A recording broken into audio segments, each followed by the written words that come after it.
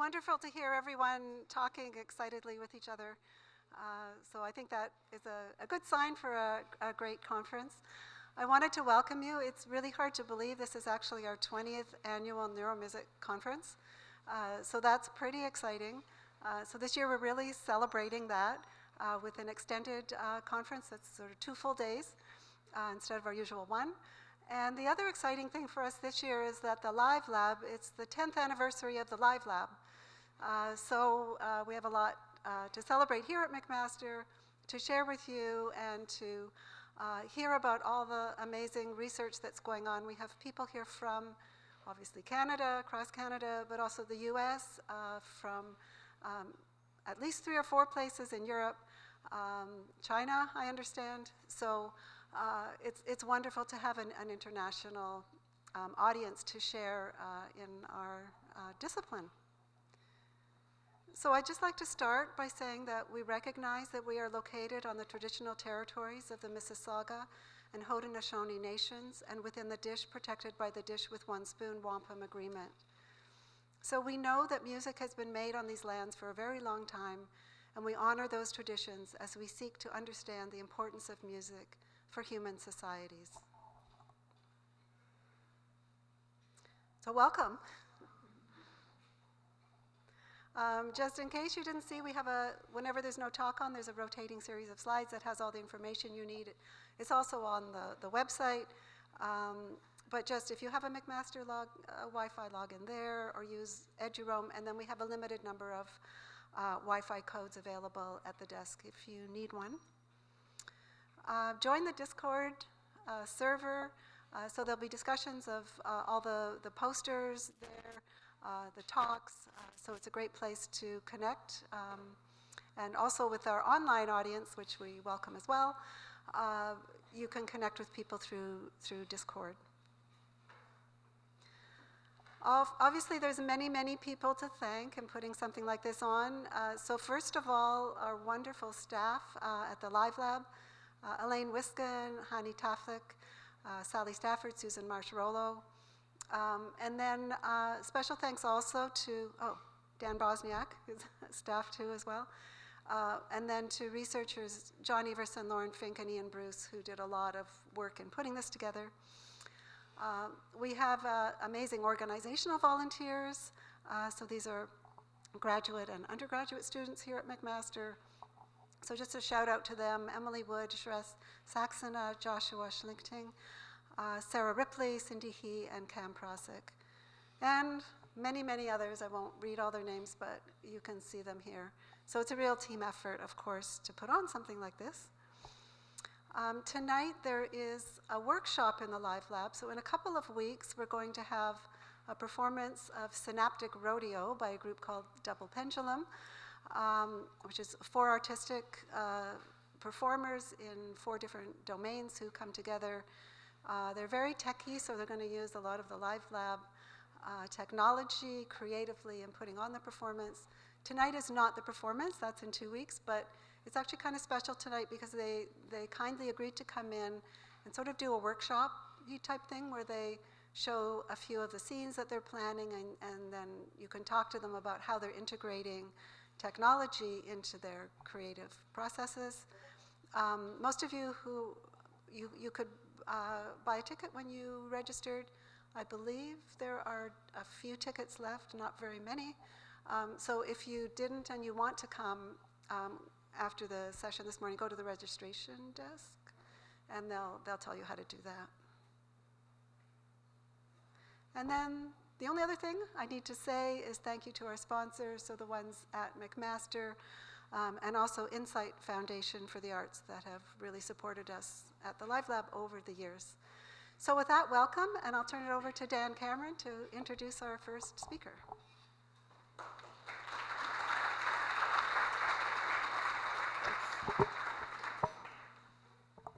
Okay, thank you, Laurel. Thanks for everyone being here. It's my great pleasure to introduce our first speaker, Dr. Laura Cirelli. So Dr. Laura Cirelli is an assistant professor at the University of Toronto Scarborough, just down the highway from here, where she directs the Tempo Lab. So Laura and her team of trainees, which is ever growing, do research on the musicality and music-related behaviors in infants and children. And she covers quite a wide range of behaviors and phenomena, from spontaneous movement and prosociality to the benefits of parental singing.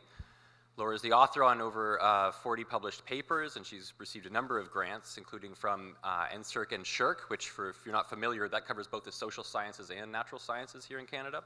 And she's won a number of awards as well, including recently a prestigious award, the Distinguished Early Career Contribution Award from the International Congress of Infant Studies, so congratulations for that. Her academic background brings her from Northern Ontario, where she's originally from. She did her undergraduate degree at Laurentian University in Sudbury, which, if you're not familiar, is 5 hours north of here. It's beautiful Northern Ontario. She did her PhD here at McMaster with Laurel Traynor, who you just heard from, and then stayed in this excellent world-leading tradition of developmental psychology and music, working with the late Sandra Trehub afterwards for a postdoc. One last thing I want to leave you with is she left a interesting legacy in our department. She bought a house here in Hamilton when she was a graduate student, and since leaving, it's passed through a number of people. I think 5 or 6 different new faculty members, when they've joined our department, have lived in that house, and John Cannon, who's a professor here now, lives in that house and owns it with his family. I live out of town, so I stayed in that house last night. And, you know, seeing John's 2 young boys who are energetic and healthy and musical, I thought, a developmentalist must have lived here. Her expertise must have, like, infused in the walls or something. So with that, I'll turn it over to Laura, and we can all welcome her for the first talk. Okay, so it is such a pleasure to be back on my old stomping ground today, and I'm really honored to be the first speaker of the event, especially for the anniversary. So yeah, being back where my research career began, to talk to you all about the past and the present, and this is not working. I wonder if I did something back here. Yep, I unplugged it a bit. That's what it was. Okay. Troubleshooting. So yeah, I'm really happy to discuss some of my research with you today about how music is really this important social connector across the lifespan, but that really starts in early infancy. You can't hear me? Okay, is that a volume thing, or can you hear me now? Yeah. Perfect, thank you so much. Yeah, so, and with the theme of the anniversary event in mind today, I'm really excited to think about how the questions we have asked in this field have shifted over the years, and also think about how technology, which is doing me so many favors right now, is able to let us ask new research questions too. So I thought we could start by reflecting on how, across the decades, we've been asking research questions in early musical development. And a lot of the research that I'm going to show you in this timeline was really driven by my amazing mentors like Laurel and Sandra Trehub. And yeah, so really early work in music cognition, thinking about this from a developmental perspective, really started in the 70s when Sandra opened up her lab at UTM. And a lot of the questions back then had to do with perception. So Sandra was exploring interesting things like looking at how infants can discriminate one rhythm from another rhythm by just a few months old, and also exploring things like how pitch is processed relationally. So even 5-month-olds will recognize a song if it's shifted to a different key, which is the way that adults also process pitch information. In the 80s, the perceptual theme continued. So there was a lot of exciting work looking at how the rhythms can also be recognized relationally. So a faster or slower rhythmic pattern, an infant still understands that that's the same rhythmic patterning. And also, from very early, infants are really sensitive to melodic contour information. So they can detect when the shifting pitches are mapping into a certain up and down pattern or not. In the 80s, the perceptual work continued, and this is where there was research revealing, sorry, I just said 80s. In the 90s, while the perceptual work continued, Laurel's work also hit the field, and Laurel started asking interesting questions about how infants respond to real voices and not just artificial sounds in a laboratory space.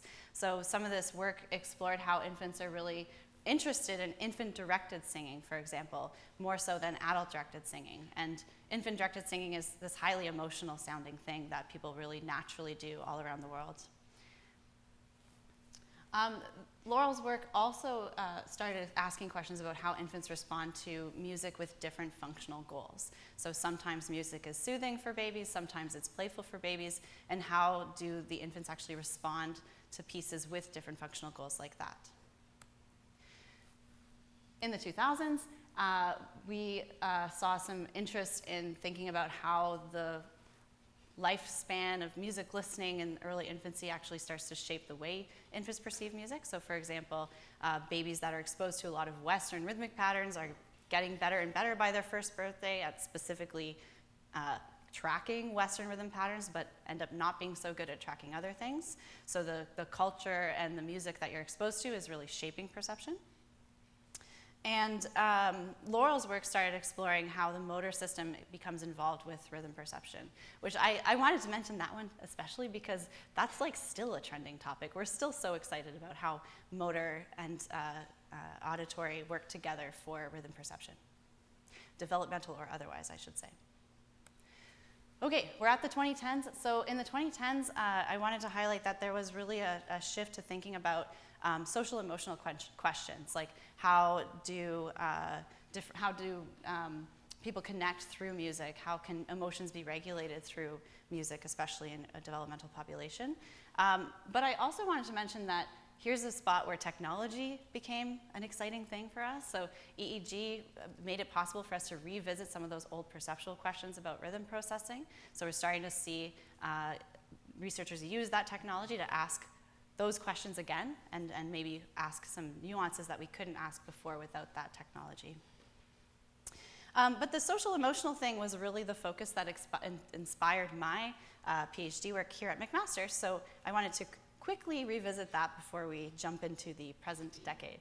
So yeah, my PhD work here at McMaster University focused a lot on how synchrony is a social experience. And so there was a lot of interest at the time. Music cognition and social psychologists were talking about how, in adults at least, when two people move together, for example, tapping to the same beat or walking in step with each other, they feel more connected after. So they're more likely to rate each other as likable and more likely to help one another and trust each other. So this finding has really interesting implications on why people even bother doing music. Because music is a context where it actually is quite easy to synchronize your movements with another person. If we're all pretty good at aligning to the beat, and now we're all listening to a common beat, then by aligning to the beat, we end up aligning with each other. So if synchrony in general is a context that makes us feel connected, and music is especially good at generating synchrony, maybe this synchrony thing has something to do with why we invest so much time and energy in musical pursuits. And since our joy with sharing music with other people is something that really starts early in life, Laurel and I wanted to know if the social effect of moving together is something that shows up in early infancy when we do see babies sharing music with people that are important to them. So in this study, we asked parents to bring their 14-month-old babies into the lab here at McMaster, and we would have an assistant holding the infant in a forward-facing carrier and gently bouncing them to the beat of Twist and Shout, which played in the background. Meanwhile, the lead experimenter would face the baby and bounce either in synchrony with how they were moved, or she would bounce either too quickly or too slowly so that the movements were misaligned. And that lasted about 2.5 minutes. And then we would do this little helping task setup where the baby would now have opportunities to help that lead experimenter who had either moved in or out of synchrony with them complete some simple little tasks. So for example, maybe that person is trying to draw a picture and accidentally bumps a marker off the table, reaches pathetically for it. We look to see if the toddler helps them out by picking it up and handing it back. So all the babies had 9 opportunities to hand things back to this very clumsy person that they just met. And then we were interested in how that behavior differed from the babies in the synchrony condition to the ones in the out of sync condition. So that's the spiel, but now I'll show you what it looked like. So here's a little demo of what the conditions looked like in the procedure. So this baby's in the in-sync bouncing condition. Oh, there's audio. Okay, we're good. So here's one of the helping tasks. We had 3 different tasks. Here I'm pinning dishcloths up on a clothesline. Can't do it.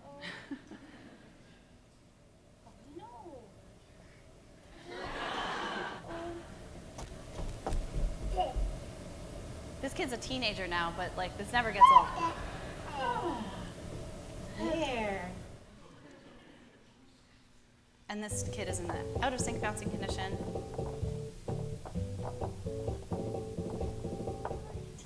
There. Uh-oh. Oh no. Oops.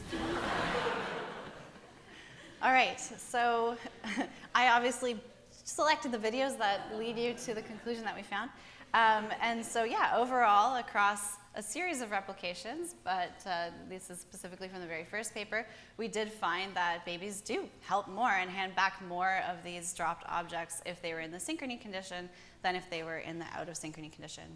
So given that moving in sync, like I said, is this really important and common part of musical engagement with infants, you can imagine holding them and rocking them, moving with them during a dance party in the living room.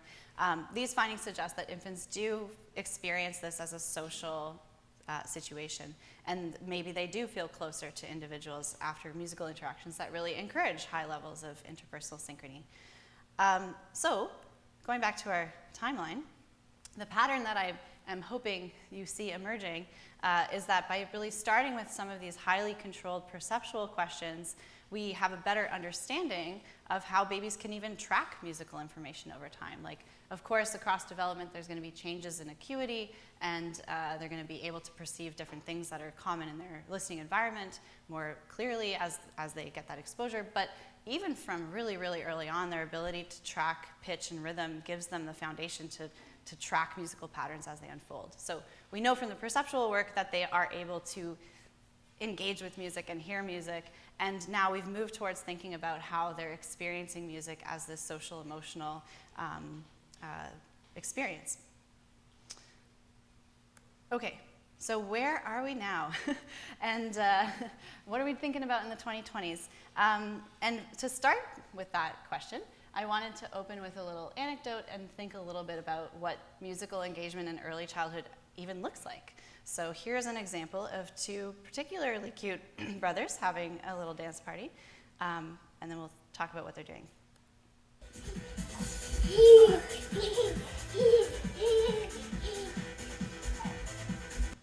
All right, it was brief, but even despite the briefness of that, you can see that they're doing some pretty intense coordination. Like if one of them lets go, the little guy is going flying. So there's a lot of coordinating happening here. You could see and hear the joy. This was a happy, joyful experience. They're sharing it with each other. They're looking at each other. They're looking back at the videographer.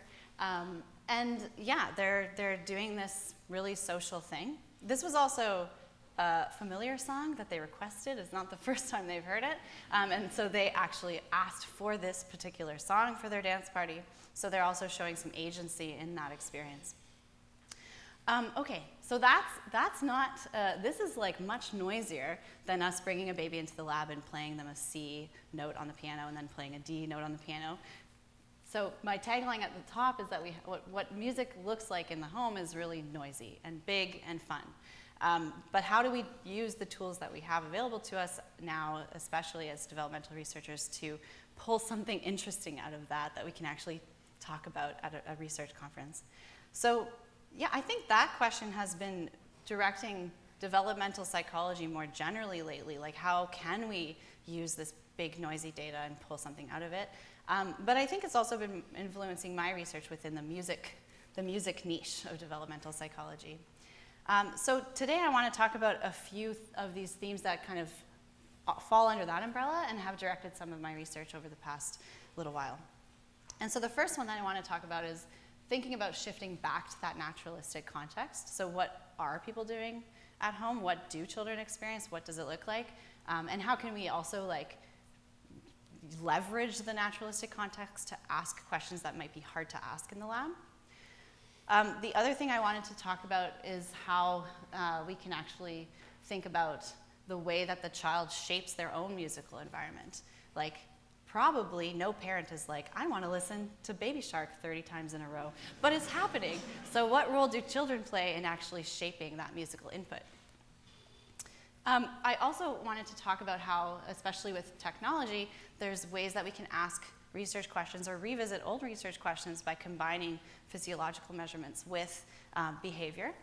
And finally, especially in light of the pandemic, I think there's been a shift to think about how the virtual environment affects our music perception. So can infants engage in music differently if it's live versus recorded? Can they engage with others musically over video chat and things like that? So that's another kind of theme that's emerging, probably directly because of the pandemic, but also has some important implications more generally. Okay, so the first one, shifting to the naturalistic context. So how are infants actually exposed to music? What is happening in the home?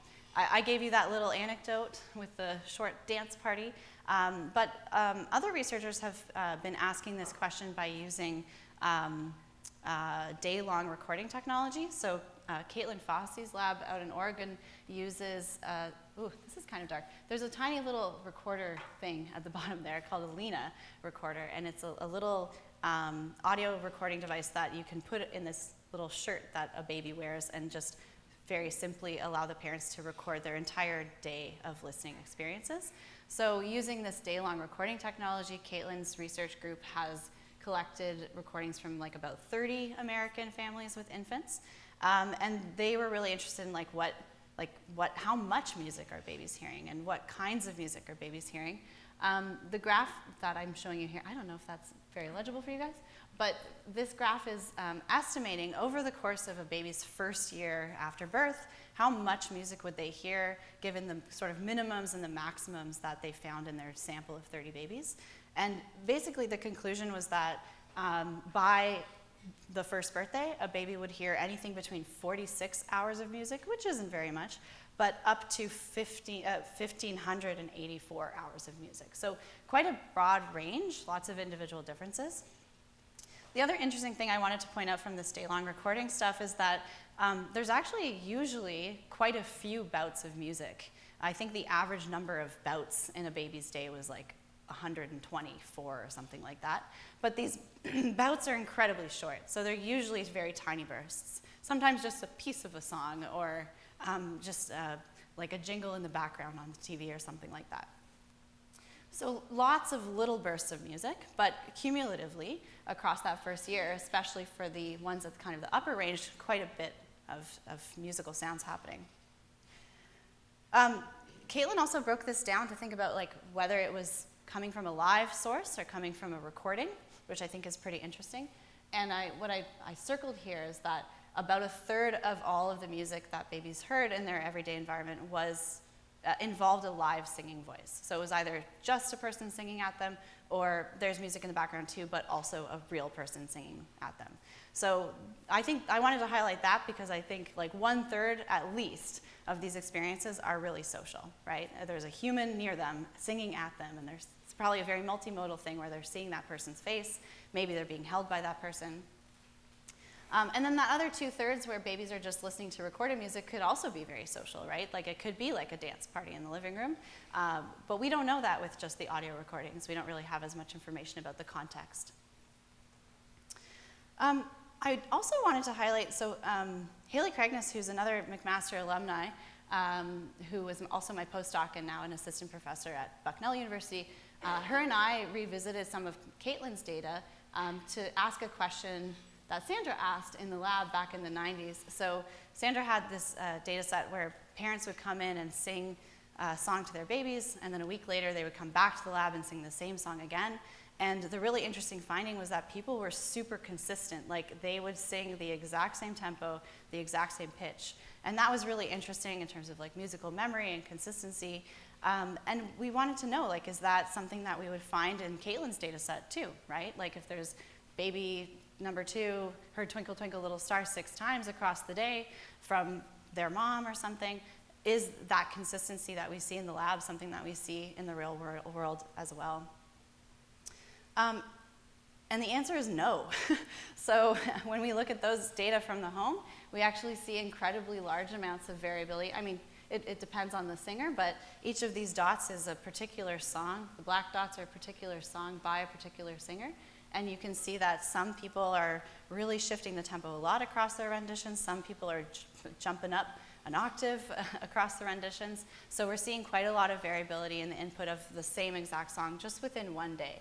So yeah, here's an example of where like something that we found in the lab might not necessarily reflect what is actually happening in the input, and I think it speaks a lot to the context. Like if the moms coming back to the lab are in the same place, same environment, same kind of vibe and goal, maybe the fact that they tend to sing the song in a particular way is going to be at play. But maybe in the home, what's happening is something about the function changing. Like maybe they sing Twinkle, Twinkle, Little Star sometimes for sleep, but sometimes for play, and that functional goal is going to change the way that they actually sing that song. Again, we don't really know from the audio recordings if that's true. We can only sort of guess, like, why would they be jumping around so much in the home, but they didn't do it in the lab? But that's something that we can start to think about with audio-video recordings. And luckily, a different research group, a bunch of researchers involved in this play project, have a whole bunch of video data available on a developmental psychologist data sharing platform called Databerry. Oops, sorry. Researchers out in... Did the battery die?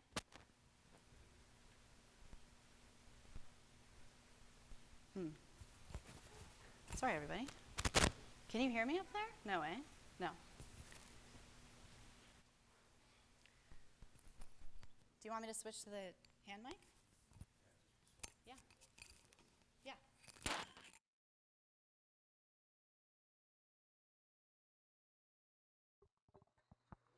Can you hear me now? No. Hello? Nothing? Is it? Oh, it's working. It's just, okay, there we go. Okay, perfect.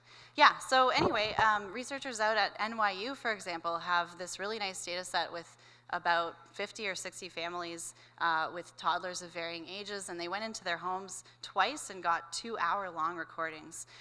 So these people were not interested in music, they're interested in the development of play, but now we can dive in there and see what happened musically. So currently some of my undergraduates and my grad student Angela are thinking about how we can use this data set to ask some of these questions about how music unfolds in the home, and how the functional goal is going to change what happens, but also how the baby themselves is shaping those musical experiences, which I'll talk a little bit more about in a few slides too. Okay, so those two examples are like, what's actually going on? How can we just observe behind closed doors as a fly on the wall what kinds of music babies are hearing, what kinds of experiences they're sharing in the home? The other way that we can think about the naturalistic context is by leveraging it to ask an experimental question. And this is what I've been doing lately a lot to think about early dance. So Haley and I have been thinking a lot about how babies dance to one song versus another, how song familiarity comes into play, how beat salience comes into play. And we're asking those questions because we want to know when dance emerges, and we want to know about individual differences and all kinds of fun things like that. But it's hard to ask a baby, as Dan knows, it's hard to get a baby to come into the lab and expect them to dance.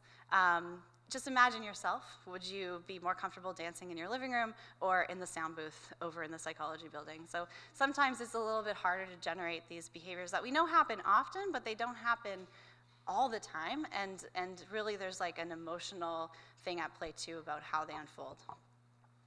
So to address this, we developed what we call the home dance methodology, where we send families an experimenter-generated playlist, and we ask them to find the right time that works for them, where their child is in the right mood and in the mood for a dance party, and then play the music for them at that time, and to just film the child with their own personal device, like their cell phone or something like that.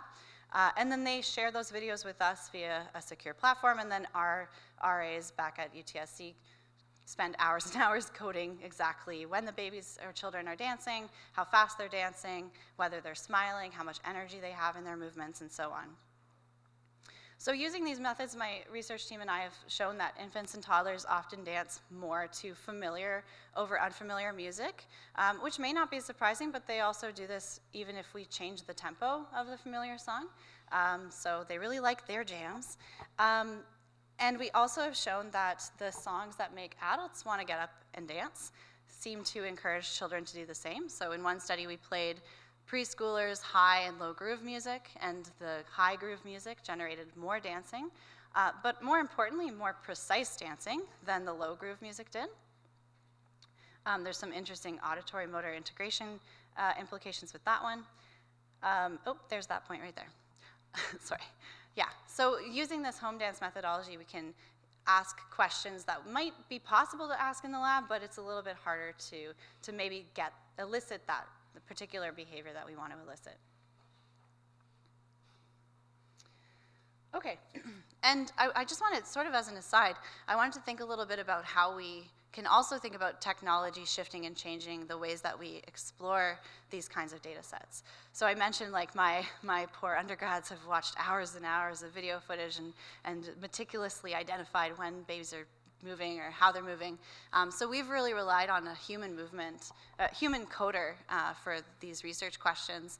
And another alternative, which I think Meha and Dan are exploring here at McMaster, is to think more about these automated coding platforms like Deep Lab Cut and things like that. And Haley and I have been reflecting on how there's different pros and cons with both of these options. So the human is better at understanding the context and making decisions that are harder for a computer to make. The computer is faster once you get over the hurdle of actually figuring out how to use these super complicated programming things. But I think as we look forward, I can imagine that, especially with changes in AI and things like that, things should only get easier for us non-computer scientists to be able to harness these kinds of tools. So that's something that I'm looking forward to seeing how the two shake out. Okay.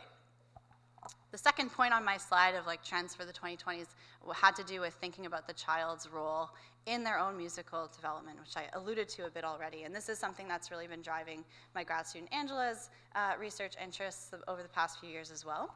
And Angela and I started thinking about this by using a parent questionnaire to ask this question, how are children shaping what they hear in the home and what their parents offer to them and provide to them?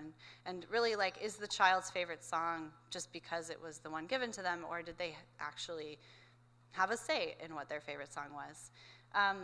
We explored this using a questionnaire that we gave to about almost 400 mostly Canadian families with kids under 2.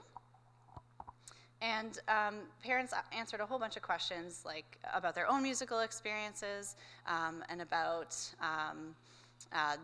how they were sung to when they were children themselves. We also asked them about their child's top 3 songs that they themselves sing, so the top 3 songs that the parent sings to the baby, and also the top 3 musical recordings that they play for the baby. And we asked about how the child responds to those things. How do they move? How do they attend? How do they behave emotionally when they're engaging with this music? But after they told us what the songs were, we also asked, using the freeform response box, why they keep playing that song again and again. So why is Let It Go on repeat in your car? And we did some qualitative analysis of these responses. So this is the kind of thing we might have seen.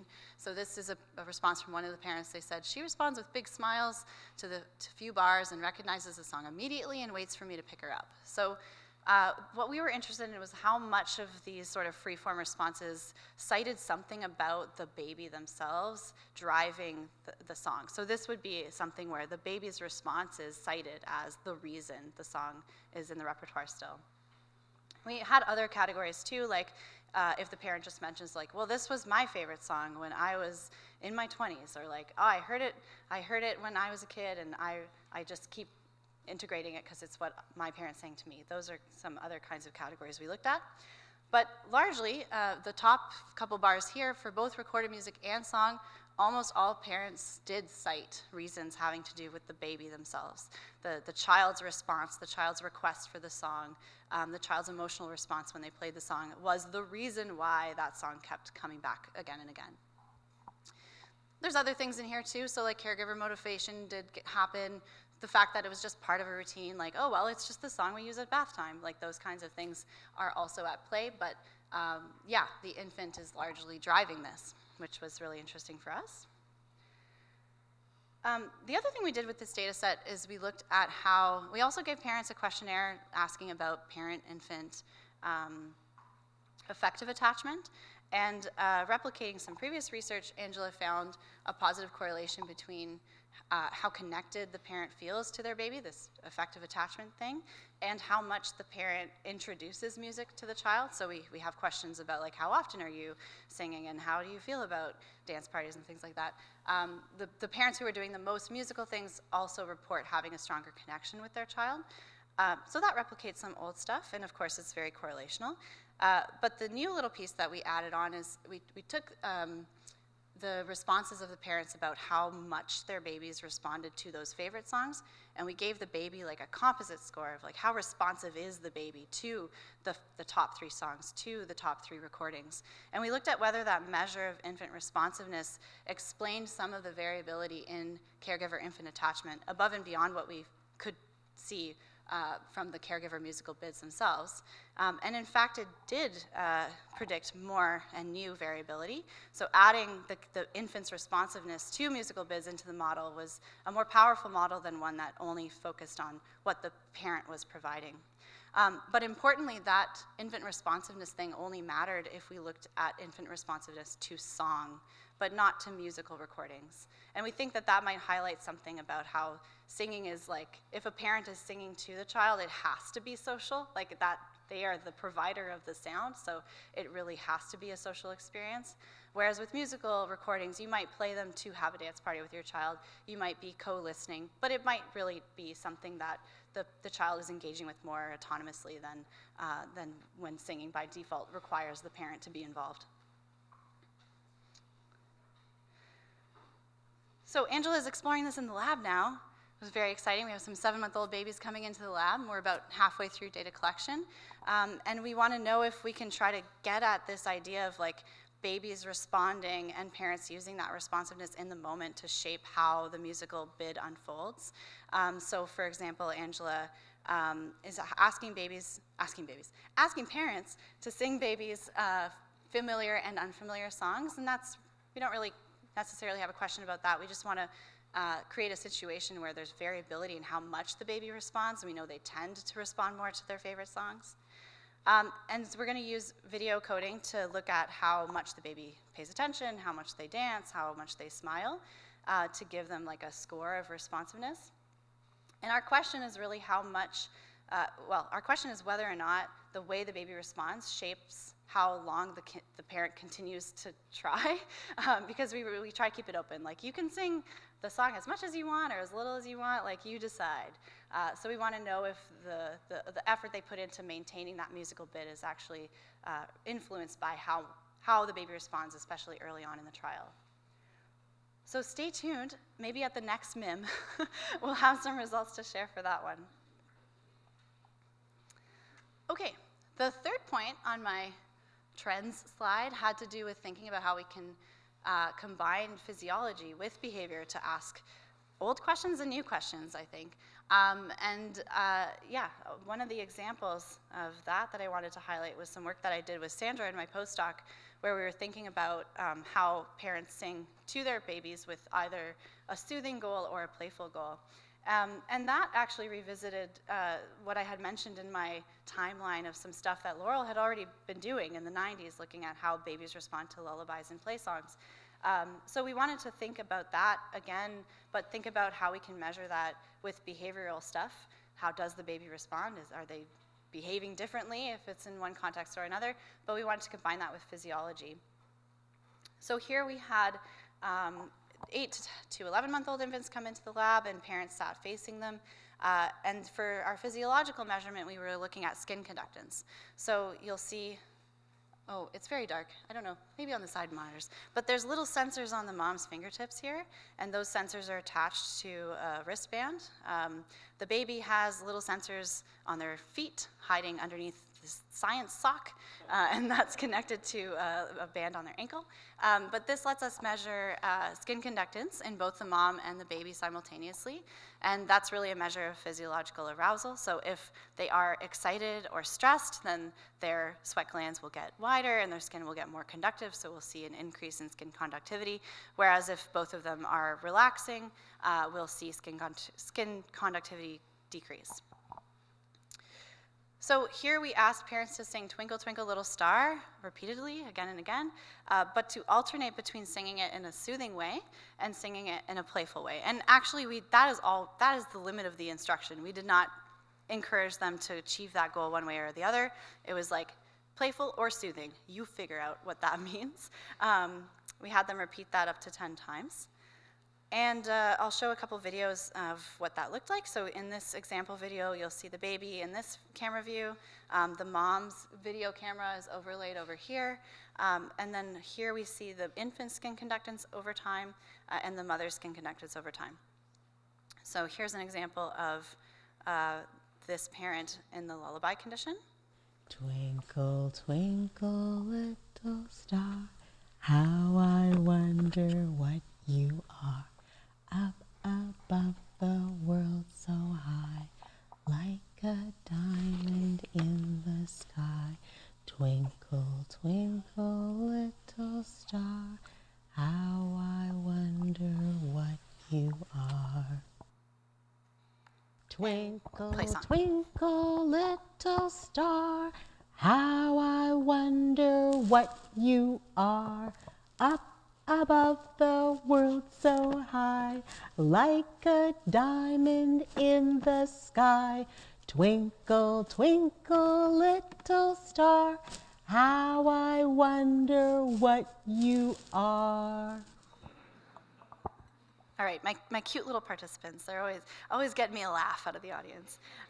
So this one was great. She actually demonstrated what we found pretty broadly across the sample, which was that moms with varying degrees of musical ability all had very similar strategies. If they were planning to make it sound playful, they would usually make it a little bit syncopated and go up a key and sing faster and louder compared to if it was a lullaby. So we saw a lot of consistency in like the acoustic strategy to achieve these two goals.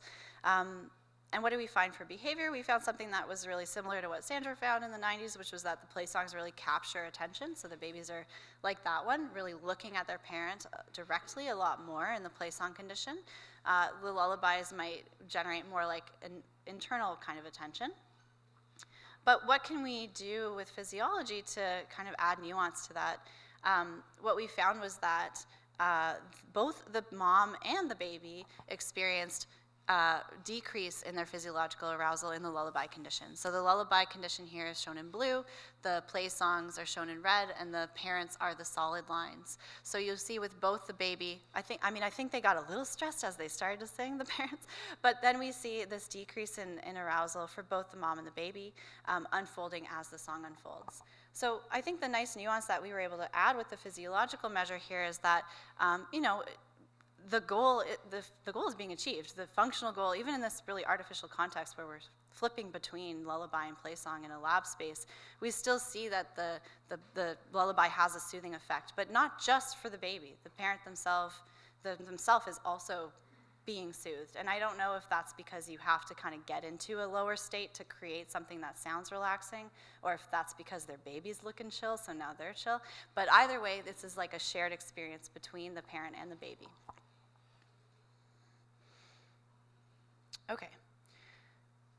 Okay, the last one I want to talk about was this live versus virtual thing, but this is sort of like a 3.5 one because this study I want to talk about also has physiology plus behavior. So this is kind of for both, an example of both of those things.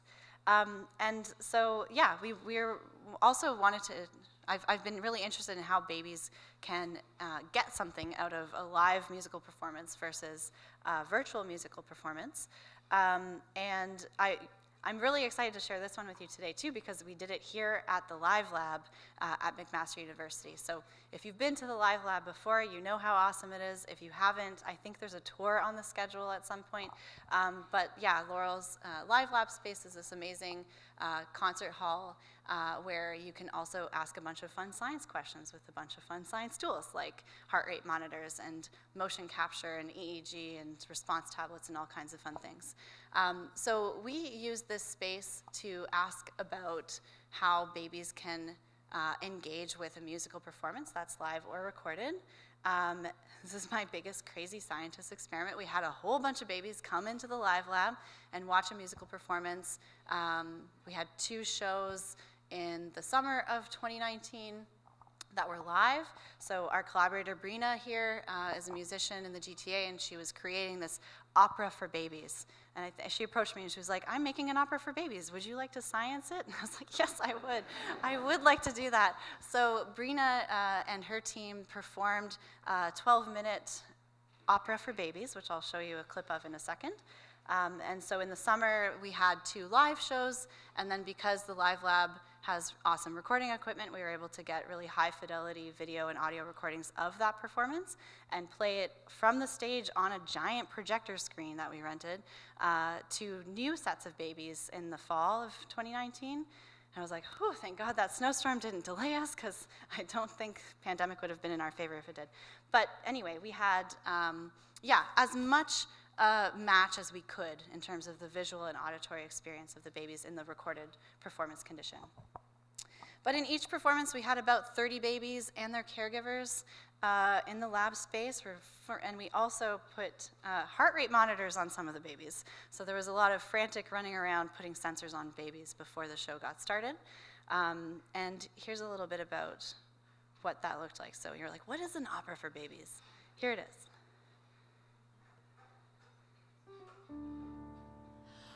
The itsy bitsy spider went down the water spout. Down came the rain and washed the spider out. Tickle, tickle, tickle, tickle. Don't worry, my little one. It might have been exactly what you expected, or maybe not. But the babies also loved the tickling part. You guys loved it, and so did they. We were able to get really nice video recordings of the babies by mounting the tablets in the live lab on the back of every chair, with the screen facing away from the baby, of course. But we were able to use the back cameras to get nice tablet recordings of each baby. And we were interested in looking at how much they attended the performance. So when were they actually watching? And also how long those bursts of attention were. So for example, if you can imagine if there's 2 babies that watched the show for 5 minutes, and one baby just like, their eyes were glued to the show for 5 minutes, they couldn't look away, and the other baby was looking away every 10 seconds, the kind of quality of attention would be pretty different. So we also wanted to look at not only how much they're watching, but kind of like how disrupted that attention is, or how consistent it is. And then we had these physiological measures on a subset of the babies to look at heart rate.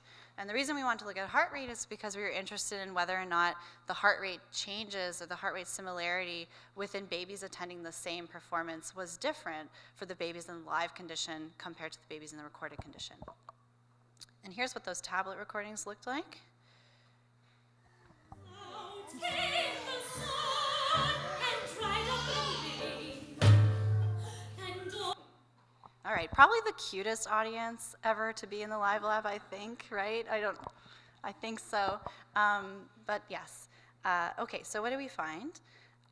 Indeed, the babies liked the live show more. So the yellow plot there shows you the percentage of attention that they spent, like the proportion of time they're actually watching the show. So this was a 12-minute show, and babies in the live condition were watching like 70% of the time, which I think everybody was kind of impressed with. Like, I think the parents were also kind of impressed. But anyway, that was significantly more than the babies in the recorded condition. Their attention was really closer to the 50% mark. And then in terms of that quality of attention measure, those bursts of attention from the babies in the live show were also significantly longer than the bursts of attention in the recorded show. So they're getting something. They're more interested, at least, in the live performance than the recorded performance. What do we find with the heart rate? So here what we did is we we looked at for every baby in a particular show, we correlated their heart rate with the heart rate of the other babies in the same show. So we really wanted to know, like, is there any kind of similarity? Are their heart rates increasing at the same time, decreasing at the same time, for example? And we compared that sort of cumulative correlation from the live performance babies to the recorded performance babies, and we do see that there's significantly more similarity within the babies in the live show in terms of their heart rate changes than the babies in the recorded performance. So that could say a few things. I think it could say that, like, there's probably more consistency in how attentive the babies in the live show are. So if they're, like, all kind of watching together, they're sharing an experience more directly with one another than if they are more distracted. But I think it also speaks to the fact that the live show may also just, like, make them feel more connected with their co-audience. But I mean, overall, I think with this research, we were really excited to see that even babies prefer the live experience. And I think that Taylor Swift fans would probably agree with that conclusion. Like, maybe there's a reason why being physically there with the performer is something that even as adults, we invest a lot of time and energy and effort into achieving. But yeah, something about that live experience being this really social thing seems to be something that's affecting our responsiveness to performance really early on. Okay, so that was a bit of a, like, physiology plus behavior and also thinking about live versus virtual. The last study I wanted to talk about is another one where we're thinking about live versus virtual contexts, but we're thinking more about how we can actually use virtual to our benefit when live maybe can't be achieved. So here I'm like, oh look, live is so much better. But as we all know, live is not always an option. So especially over the pandemic, people had to turn to video chat to connect with their loved ones. And yeah, well, can we still connect musically through virtual platforms when that's the thing we have available to us? So to ask this question, my thesis student Rashmi and I were thinking about how we can actually ask this question with grandparents. So I'm interested in this for a lot of reasons. We're interested in live versus virtual. I'm also really interested in how babies share music with other people in their family, not just their parents. And there's, like, very little information out there actually about grandparenthood and early musical experiences. But yeah, with this research, we were really exploring how grandparents can use music or not to connect over video chat with their grandchild. So we had just over 80 families participate over the last year. And these are 10 to 14-month-old infants and their grandparents. The grandparents did live at different households. That was kind of our main exclusion criteria. But we did have a lot of variability in, like, where they lived. Like, some grandparents lived a street over from the kid, and some grandparents lived in a totally different country. I think, yeah, we had a few international families as well. So what we did is we actually mailed a picture book that my amazing students, Catherine and Brianna, put together. They wrote and illustrated this gorgeous book called Fruits for Sharing. So we would mail that book to all of the grandparents in the study. And half the grandparents would be assigned to sing the book because the words were actually lyrics that had a corresponding melody that Catherine composed. And half the grandparents were instructed to read the book to the grandchild once they had their video chat. So once the books were received, the families would book a Zoom call, and the grandparents were instructed to go through their book twice with the baby over Zoom. So we would get video recordings from those Zoom calls, and we are interested in how the babies are responding, like how much are they watching the grandparent, are they smiling, how much is the grandparent smiling, how much is the grandparent directing their attention to the baby versus the book. We also asked a bunch of questions to the grandparents and the parents, but mostly the grandparents. We asked them before the Zoom call and after the Zoom call a bunch of questions about their emotional state, their feelings of connectedness to their grandbaby, and their loneliness, well-being, things like that. Okay, so I'm like living in this data right now. So these are preliminary results. We're just kind of like sifting through and putting the paper together. So very hot off the presses, not even on the presses yet. So yeah, I'm happy to talk about ideas and thoughts. But yeah, in terms of the actual questionnaire data from the grandparents about how they felt about the experience, we found really that in both groups, grandparents liked it. They felt happier after the Zoom call than before the Zoom call. So it was a positive experience. We see this main effect of feeling better after. So here the dots on either side are individual grandparents, so they're connected to their own pre-post score. The lines connect the pre to the post score. The purple lines and dots are the grandparents in the reading condition, and then the yellow are the ones in the song condition. Okay, not everybody liked it. There were like a couple sad people. Usually if they didn't like it, it was because of some like technical challenges. I will say that like it wasn't all rainbows. There was some tech issues or like grandparents who felt very uncomfortable with technology. But then there were some who felt very uncomfortable with technology and then did it and felt really good about it after. So that was something to think about. But in general, we did see a pre to post improvement in mood. And we also see a main affective condition here such that the singing grandparents were not quite as happy going in as the others, and I think that's because they knew they were about to be video recorded singing. We had to really convince them, like, we are not Simon Cowell. Our research question is not about the quality of your singing, but you know, you can imagine that it might be a little bit more stressful to know that you're going to be recorded while you sing versus read, but by the end, grandparents in both groups felt quite good. I don't have a plot about it, but we also found like a similar just pre to post test improvement in how connected they felt to their infant, yeah, how connected they felt to their infant.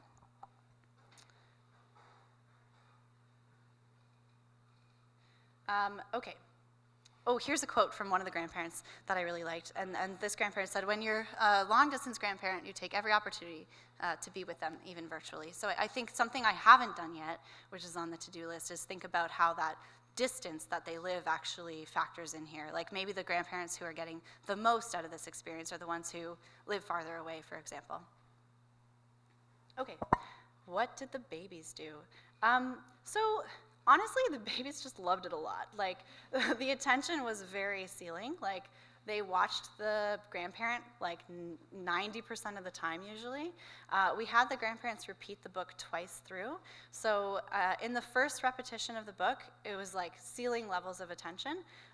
It looks like in the second repetition of the book, they are more engaged with the singing than with the reading. So in yellow here, we see at that second repetition, babies are, like, still a lot of babies are almost always watching the grandparent. We see a slight drop off for the reading, but honestly, both were highly engaging. Like, we're talking about 89% versus 84%. They were really enjoying the experience, and they watched quite a lot. Probably, maybe our more exciting finding is that the singing, largely across both the grandparents and the babies, generated more smiling than the reading. So there was a lot more displays of positive affect in both, for both the babies and the grandparents. The grandparents are more smiley, but the babies were still quite smiley, and most babies smiled at least once. Okay, so that's a new venture for us, and I think what we're really interested in is thinking about how, you know, when mobility issues or like just geographic distance or isolation orders make it really impossible for people to connect, how can they still connect, and can we give them some suggestions, right? Like, well, maybe you can read them a storybook, maybe you can sing them a song, and you'll actually feel a little bit more efficacy here with this interaction. So to summarize, you know, with all of my research questions, I think I usually have some flavor in there about how sharing music with others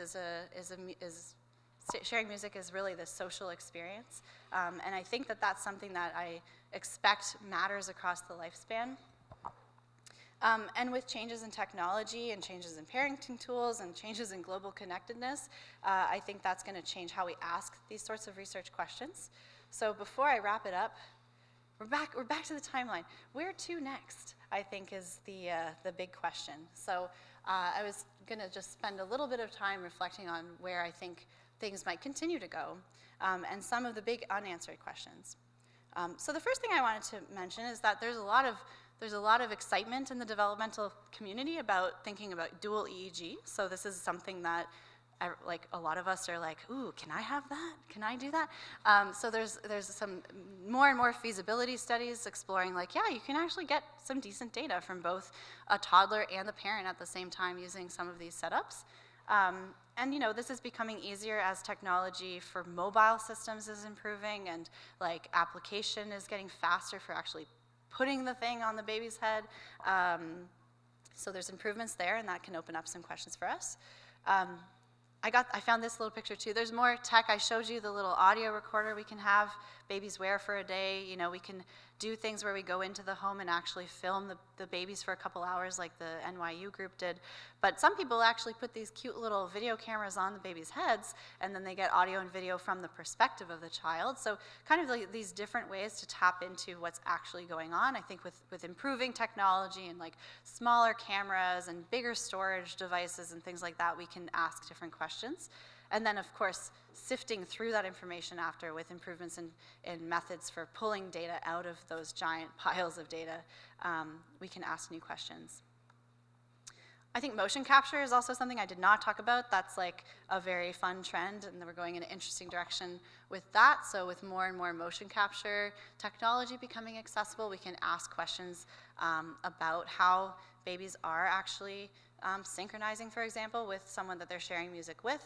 This figure I pulled from a paper that used motion capture when the experimenter was just doing like a book reading thing with the baby, and you can do lag analyses to see how the baby's movements actually track those movements from that experimenter in this book reading context. So that might spark some ideas for us as well. And then the last thing I wanted to mention is that I think there's a lot of unanswered questions about like the longitudinal everything longitudinal about music ability. So for example, if this little 2-month-old is like particularly musical, are they going to be a musical toddler as well? And is that early musicality going to shape how they like self-select more musical pursuits as time unfolds? And I think, did I do it in this previous slide? I always say like, across lifespan. Sometimes I'm like, early music provides a foundation for a lifetime of music listening. And I'm like, but does it? Like, I think it does, but I don't know if we've actually asked that question. So I think that's something that we can also think about. How much stability is there in early musicality, and how does that shape how we continue to share music with other people as we move forward? And with that, I'd like to thank all of my colleagues and my research assistants and all of my adorable junior scientists and their families, and funding bodies, of course, and thank you, Laurel, for the invitation and for hosting the event, and I'll take any questions. Thank you.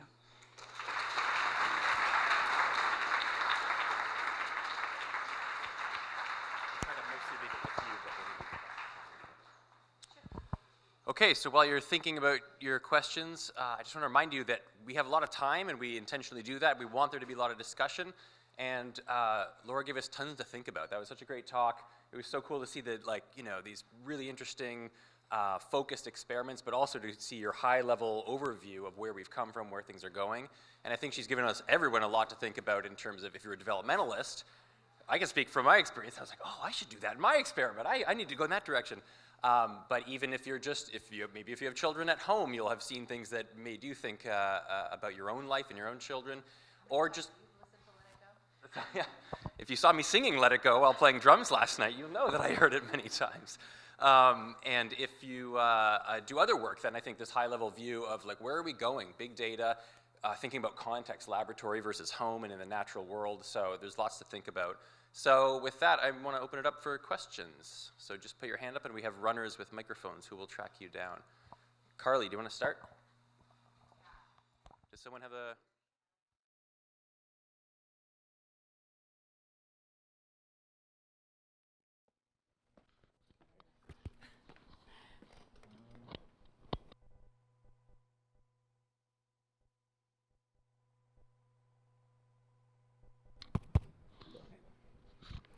Hi, Laura.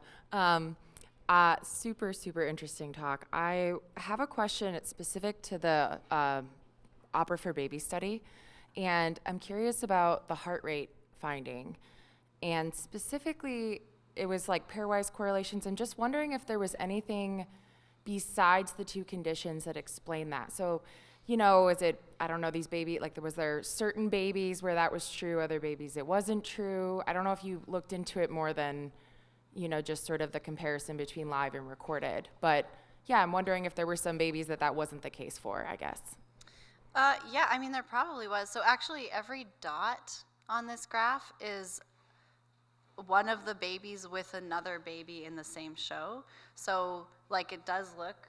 Now, what I can't tell you is, each baby has more than one dot here, because it's them with the other babies. So I don't know if, these high coordination dots are, all the same, super aligned babies or not, or if there's kind of variability. I'm trying to remember if Haley and I looked at proximity, because we do have, their seat location. Next, I think, was the proximity, because there's there's a little bit of research with live audiences and EEG in adults, and they call it interbrain synchrony, right? But specifically, if they were closer to the person in the room, it was greater. So I was wondering about that, but even maybe with the mom, also what they're doing, or did they come with any, in this paper, it was also whether or not they were related, also was sort of a confound with where they were sitting, right? So I'm also maybe curious if everyone didn't know anyone else, or were there groups of people who came from a Mommy and Me event, for example? Right. Yeah, that's a good question. I don't have specific data on that. I'm pretty sure everybody came. People didn't usually come with friends, so we recruited them from McMaster's developmental database. We just phoned whoever and filled the time slots. So I don't think there were any examples of someone being oh, can I bring my friend too? And there was a lot of they were seated they'd have to go and get their little baby mug shot taken so we could figure out which baby it was later, and then corral them into the lab. And if they were doing phys, then they sat here, and if they weren't doing phys, then they sat there, and if they didn't want to be in the press picture, they sat there. So there was not too much autonomy from the parent side in terms of where they sat. There was definitely one set of twins, but otherwise with the kind of limited age range, I don't think we had, they weren't all recruited from a community location, for example. So it's possible some of them knew each other, but it wasn't recruited in that way. I'd have to go back and talk to Haley about whether we ended up doing the proximity thing or if we just talked about doing the proximity thing. But we do have data from a different study, not with heart rate, but we did another project with Brina without physiology, where her and her team performed a soothing song and a playful song in a room in the Four Seasons Center, and we did kind of this audience thing with a low-tech version of this without any live recorded. And one thing we did in that study that kind of speaks a little bit to what you're saying is we looked at both the infant attention to the performance as well as the parent attention to the performance. And in that study, we actually looked at how much they shared attention. So for every baby, we looked at okay, what proportion, when are they both watching the performance or both looking at each other versus kind of attending differently. And we related a baby to their own caregiver and then also to a random caregiver at the same performance to see if the coordinated attention was better than chance, and it was. So for in that study at least, their seat/parent, they were kind of sharing attention with that person at least. I don't know. I don't know. It's a big data set, right? We kind of were well, here's some ways to look at it, but there's definitely room to re-explore questions in that data set. And proximity would be a cool one because we do have information about where they sat. I don't know. I mean, I do think that the baby, I thought they'd be more distracted by the other babies around them, for example. So when you were in the live lab, it felt like there were a lot of tears happening, but actually in the data, there was one or two babies that were crying. It's just really salient. So I remember that we zoned in on were the babies that were sitting beside the crier really distracted? And honestly, they were not. They were I don't know what their problem is. I'm watching the show. So I don't know. That's not really what you're asking me, but I think, Yeah, I think it's a really interesting question because, I mean, I'm tempted to believe that the slight increase in correlation in the heart rate for the ones in the live is probably because they're doing a better job of watching the same thing. Like, if the physiological changes are because of something in the music, which makes sense if we know that there's physiological effects of playful, soothing, blah, blah, blah, then they're probably going to have more of a shared experience. I don't necessarily think that it's them actually connecting with the baby beside them. I think it's that they're mutually sharing this thing together and they're getting more common experience out of it because of that. But yeah, we hope you didn't find approximately effect, right? That would kind of speak to that. But yeah, yeah, thanks. Yeah.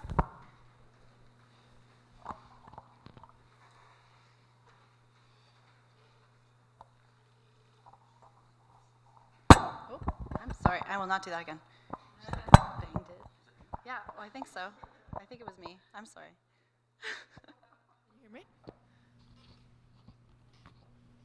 Hello? Yeah. Thank you so much for this talk. It was really interesting. I keep coming back to the Taylor Swift comment, just because I'm thinking about how massive her concerts are and how a lot of people who don't have the most expensive tickets can really only see the screens.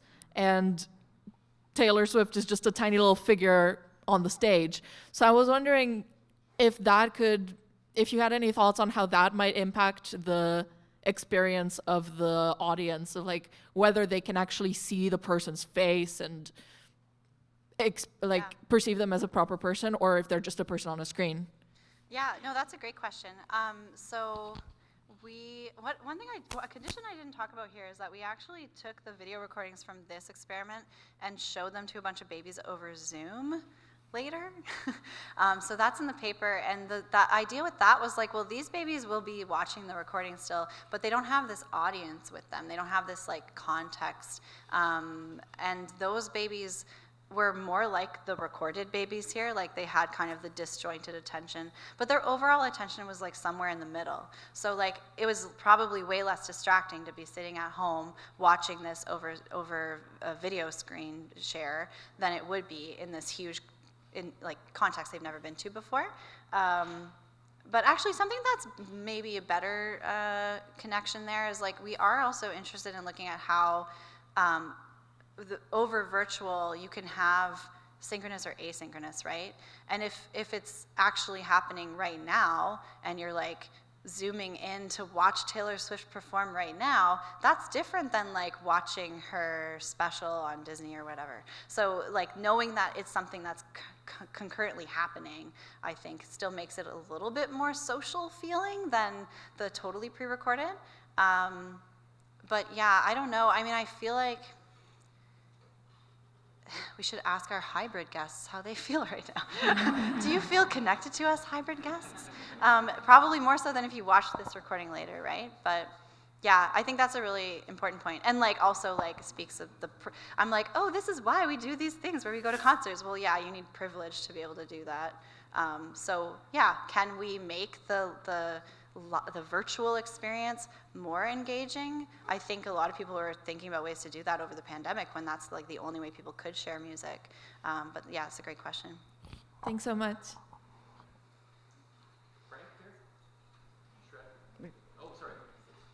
Oh, there's one. We're ready for a question up here, yeah. Thank you. I was wondering if in the recorded condition the video had been edited or if it was a single wide steady shot. Were you cutting to a medium and directing? I'm just wondering about the effect of video potentially directing attention. Right. No, we did. We just kept it the single 12-minute shot. We did filter baby sounds out of the audio, though, because the mics on the performers at the live performance were on them, but we were still picking up a bit of that. So baby sounds were edited out of the audio to try to make it more, cleaner. But I don't think we did anything to the video, actually, because we wanted it to be as comparable visually to the experience that the babies in the live show had.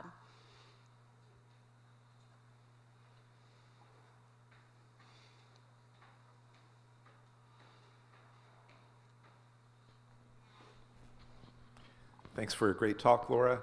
I have a comment and question. So the comment is about the grandparent study. Yeah. And so there was no boost in the grandparents' mood. There seemed to be something going on with the children, if I recall. Well, they felt better after, but not specifically for music. I'm sorry. No, I'm misrepresenting it. It's that there was no song versus speech effect. So the comment is that, and I'm sure this is in your planning, that it might make sense to set this up so that you have multiple sessions and to try to avoid that first session, or maybe capture that effect of the anxiety that you were speaking to. So we often do these group singing studies, and we tend to do them over a 12-week period, and we're doing different pre-post effects, some behavioral, some physiological. And what we've kind of settled on is that week 2 is really important. Like week 1's got a lot of anxiety. Week 2, you get that, oh my God, we're doing this together, we're having this thing, and you get this real mood boost. So something to think about if it's feasible. The question is about your live versus recorded concert study that we've been talking about. You didn't speak so much to the motivation for doing the study. You mentioned that you tried to the best of your ability to control for the visual and the auditory, but there must be some theoretical reasons for asking the question. We're kind of taking it for granted that there must be a difference, and there's this wonderful facility here that allows you to do it, but presumably your motivations weren't just metaphysical, like there's going to be something. Could you speak to, is something going on in the interaction between the performers and the audience, or between the audience members themselves? Yeah, sure. I mean, at first it was fun, but no, the theoretical motivation is probably more of a developmental one, because there's lots of interesting work in developmentals looking at how babies learn differently from live versus recorded. And that's not in a musical context. That's like babies like being spoken to by people who are speaking another language and then actually learning to discriminate the phonemes from that language. They can do it if it's a live interaction, but they can't do it if they watch a videotape of the same person. So there seems to be like a deficit for babies to actually get something out of a recorded experience. That's kind of there's other stuff too about like can babies transfer information that they gained from a screen to the real world, and there is that direction and vice versa are both really hard until toddlerhood. So like they can learn to press the red button on the tablet, but they may not understand to press the same red button in real life, and vice versa. If they learn the real life button, they don't know what to do on the tablet. So this like deficit of transferring knowledge from virtual to live is interesting to development. But why? But why does that music? deficit exist? Like, why does what? Why does that deficit exist? Why is it harder to? You got rid of a whole dimension. Like yeah. it's not trivial, Yeah. I think, to understand like the symbolic representation of something on the screen being something in real life.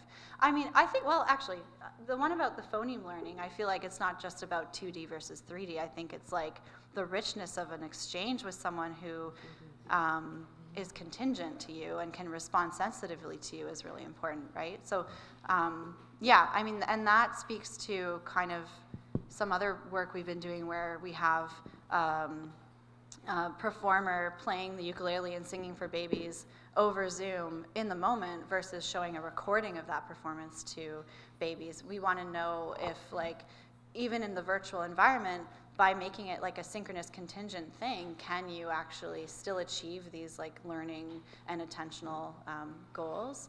So yeah, if babies do learn from a screen, they mostly learn when it's like a synchronous delivery, because then they can sense that there's contingency and like a possibility for an exchange, I think. We should take one online question.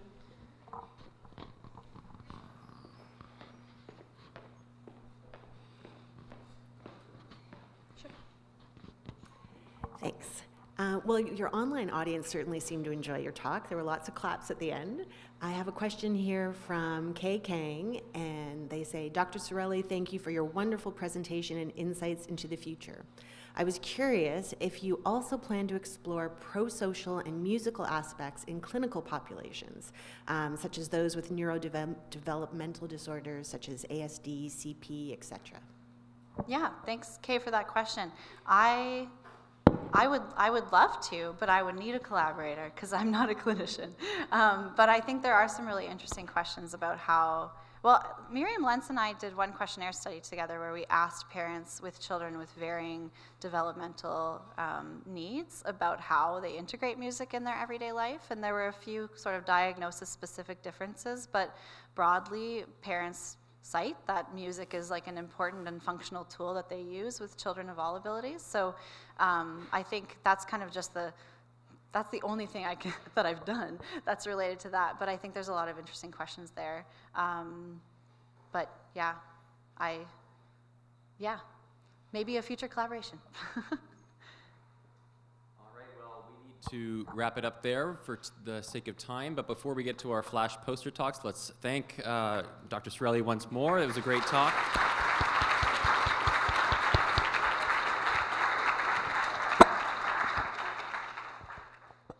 And I believe the poster videos will be starting in a minute.